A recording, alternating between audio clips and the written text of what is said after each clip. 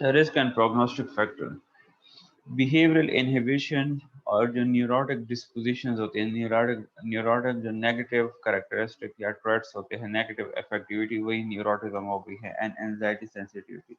तो ये basically closely associated होते हैं एगोराफोबिया की, but are relevant to most anxiety disorder, for example panic phobic disorders, panic disorders and generalised anxiety disorder के साथ। Anxiety sensitivity जो है, जो कि एक करेक्टरिस्टिक है जिसमें इंसान बिलीव करता है कि उसके जो सिम्टम्स ऑफ एंजाइटी है वो क्या है, हार्मफुल है, is also characteristic of individual with agoraphobia. ये चीज़ जो है ना, एंजाइटी सेंसिटिविटी, जो ये एगोराफोबिया जिनको होती है उनमें भी ये चीज़ पाई जाती है।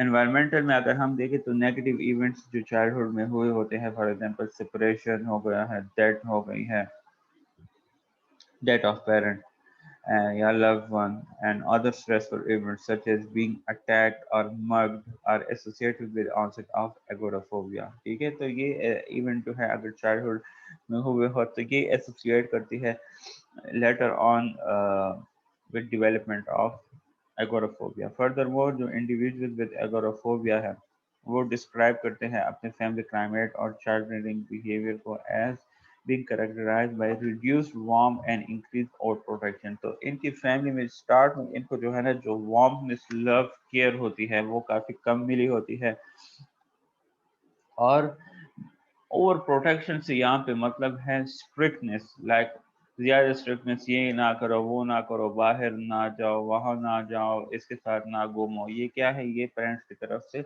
ओवर प्रोटेक्शन है। ठीक है, इसके बाद genetic and physiology. Heritability for agoraphobia is 61%. 61% is too much. Of the various phobias, agoraphobia has the strongest and most specific association with the genetic factors that represent proneness to phobias।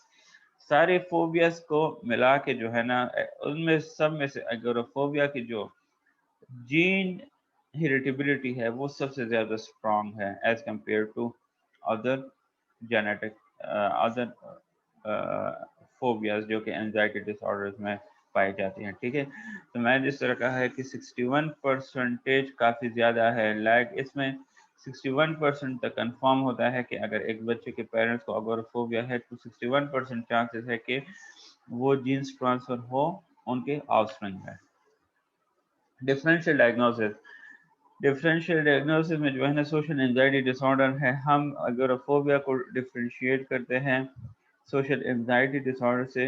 Based primary किस चीज़ पे करता है, on the social cluster that trigger fear, anxiety or avoidance and the cognitive ideation। ठीक है, हम यहाँ पे किस चीज़ पे बेसिकली प्राइमरीली देखते हैं, सिचुएशनल क्लस्टर को देखते हैं, जो कि सोशल एंजाइटी में डिफरेंट होता है एंड अगोराफोबिया में डिफरेंट होता है। सोशल एंजाइटी में क्या होता है, फोकस किस चीज़ पे होता है, of being negatively evaluate, like वो इसलिए क्राउड और सोशल मीटिंग्स की तरफ नहीं जाते क्योंकि वहाँ पे इनका जो कॉग्निटिव आइडिएशन होती है वो क्या होती है, वो नेगेटिवली एवेल्युएट मैं ना हो सकूं दूसरों की तरफ। जबकि अगर हम एगोराफोबिया में देखें तो वहाँ पे जो escape from the close spaces और पब्लिक ट्रांसपोर्टेशन, और वहाँ पे उनका जो है ना एक अलग से जो है ना कॉग्निटिव आइडिएशन बनी हुई है।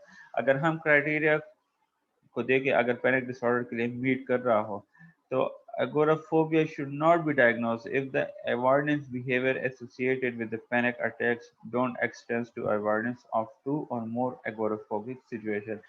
if panic disorder के symptoms full meet criteria, full meet हो रहा हो, लेकिन यहाँ पे पॉइंट ये है कि अगर वो पैनिक अटैक सिर्फ एक एगोराफोबिया की इवेंट या क्राइटेरिया के रिलेटेड आ रहा हो तो ठीक है, मतलब एक मिनट,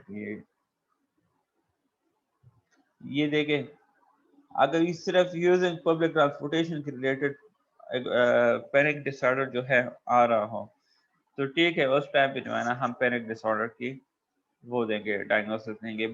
बट अगर एगोराफोबिया की जो और सिम्टम्स है, बीइंग इन ओपन स्पेसेस भी पैनिक आ रहा हो, बीइंग इन क्लोज स्पेसेस भी आ रहा हो, स्टैंडिंग इन लाइन और क्राउड के साथ भी पैनिक की सिम्टम्स आ रहा हो, तो फिर उस टाइम पे हम जाके एगोराफोबिया के डायग्नोसिस की तरफ जाएंगे, क्योंकि एगोराफोबिया के साथ जो पैनिक डिसऑर्डर है वो प्रेजेंट रहता है, प्रेजेंट लाइक पैनिक अटैक के सिम्टम जो है वो जाके प्रेजेंट रहते हैं। अच्छा, social specific phobia situational type.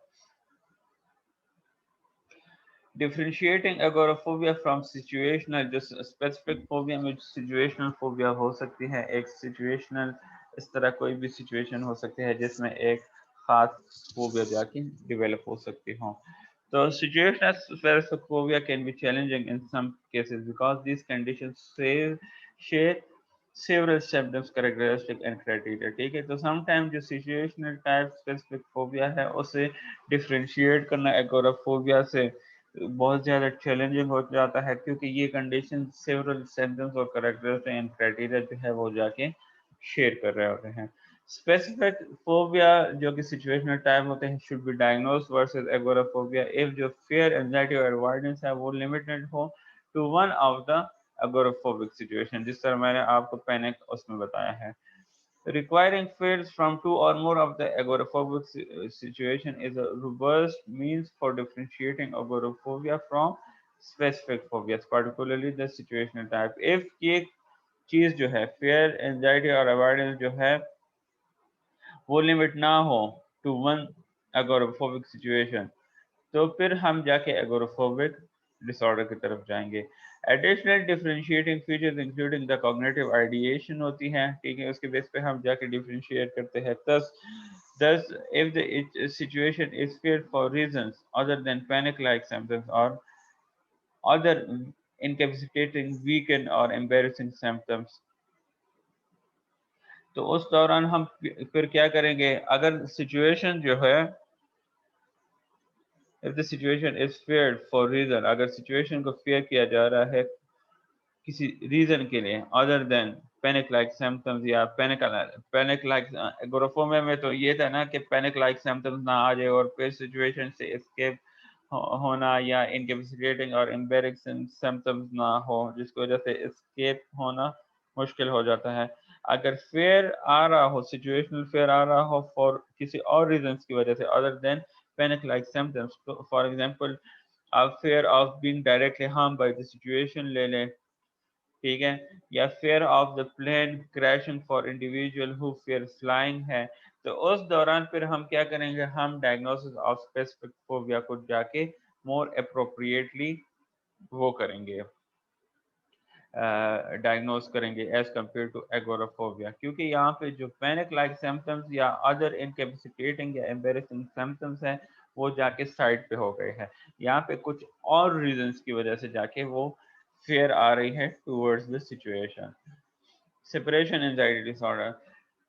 Separation anxiety disorder can be differentiated from agoraphobia by examining cognitive ideation। Cognitive ideation mean जो थीम होती है उसके बेस पे जाके डिफरेंशिएट करते हैं।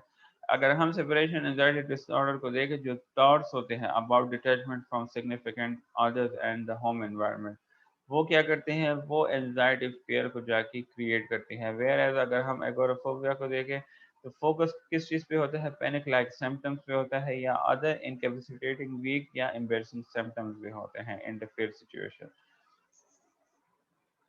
अच्छा, इसके बाद है, यहाँ तक क्लियर है, समझ आ रही है? Yes, sir. कोई क्वेश्चन है डिफरेंशियल डायग्नोसिस में? No, sir.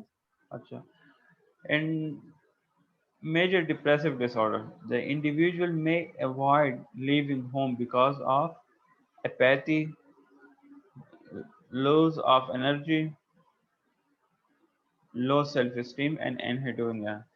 इन क्राइटेरिया की वजह से जो है, इन सिम्टम्स की वजह से मे बी इंडिविजुअल जो डिप्रेशन के साथ हो वो होम को लीव करना ना चाह रहा हो, बट जो अवॉइडेंस है वो अनरिलेटेड होता है फेयर ऑफ पैनिक लाइक और अदर इनकेपेसिटेटिव और एम्बेरसिंग सिम्टम्स। अगर ये चीज़ प्रेजेंट हो कि इफ अवॉइडेंस किस चीज़ की वजह से हो रहा हो, फिर ऑफ पैनिक लाइक सिम्टम्स की वजह से हो या अदर इनकैपेसिटेटिंग एम्बेरसिंग सिम्टम हो, तो फिर जाके एगोराफोबिया को हम डायग्नोज करेंगे।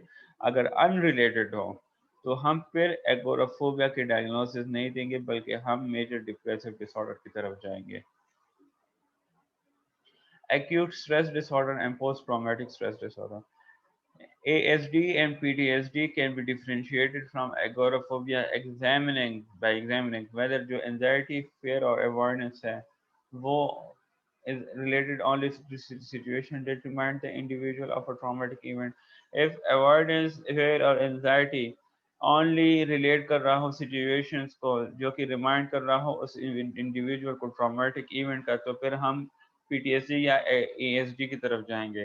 If fear, anxiety or avoidance is restricted to traumatic reminder, and if the avoidance behavior doesn't extend to two or more agoraphobic situation, और जो fear, anxiety और avoidance है वो अगर traumatic reminder करा रहे हो या traumatic reminder के साथ associate कर रहे हो, और जो avoidance behavior है वो extend ना कर रहा हो to two or more agoraphobic situation को, तो उस टाइम पे हम agoraphobia की diagnosis जाके वारंट या डायग्नोस नहीं करेंगे। यहाँ तक क्लियर है? Yes, sir. कोई क्वेश्चन है? No, sir. चलिए बस क्लास फिर ख़त्म करते हैं, फिर ट्यूसडे के दिन इंशाल्लाह consecutive 2 classes mental health psychopathology की होगी, एंड फ्राइडे को सेम ही डेवलपमेंटल की होगी इंशाल्लाह।